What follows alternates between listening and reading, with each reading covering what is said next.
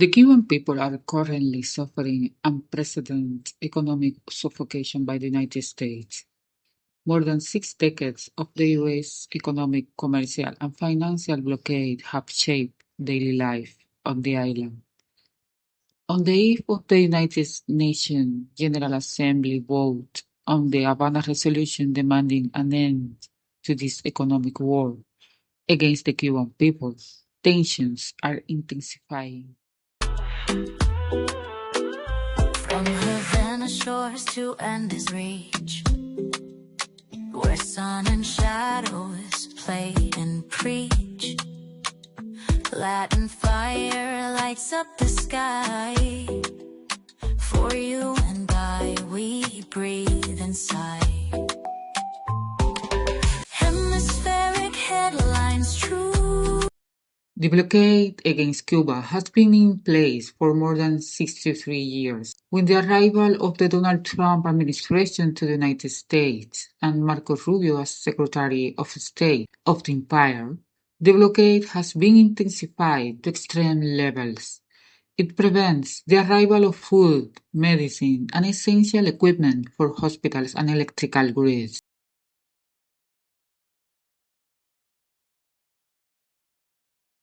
Recently, at a press conference in Havana, the foreign minister denounced the United States' intimidating and deceptive pressure on several countries, especially in Latin America and in Europe. Washington reportedly sent documents to numerous capitals on October 8 and 17, saying that Cuba represents a threat. Rodriguez described these actions as brutal, slanderous, and disrespectful of the sovereignty of other states.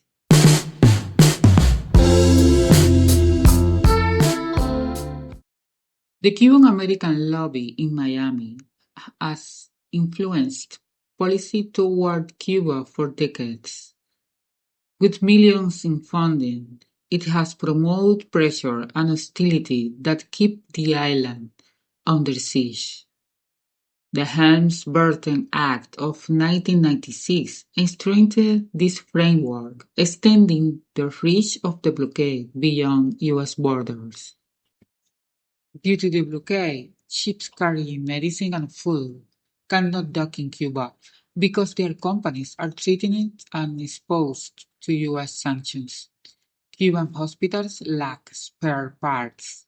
Tourists fear visiting the island because the United States monitor and threatens anyone who wants to visit and enjoy its beautiful sights, paradisiacal beaches, the hospitality of its people, and the country's security. The result of this hostile policy, a people resisting under siege, facing deprivation, suffering, and daily shortage.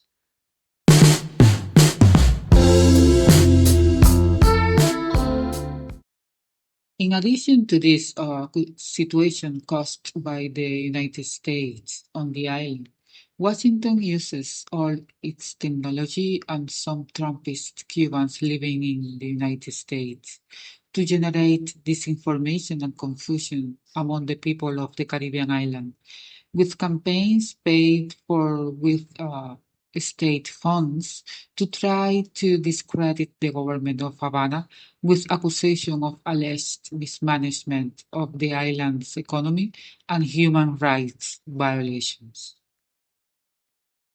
On October 28 and 29, the General Assembly will again consider the Cuban resolution demanding an end to the blockade. Since 1992, Cuba has presented this proposal every year, and the international community has supported it almost unanimously. The Cuban resolution has only encountered opposition from the aggressor, the United States, its genocidal ally Israel.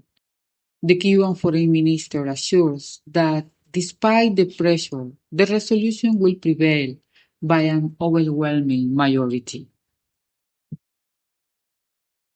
Thank you for joining us for this Hemispheric headline analysis of the economic genocide the United States is waging against Cuba.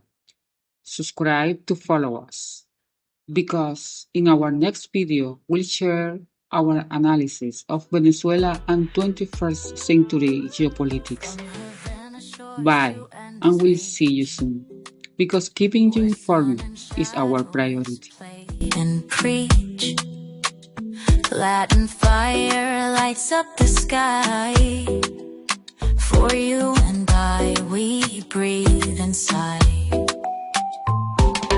Politics dance on shifting ground. Society sings without a sound. Markets twist like tango feet underneath the drum and beat. Hemispheric headlines true.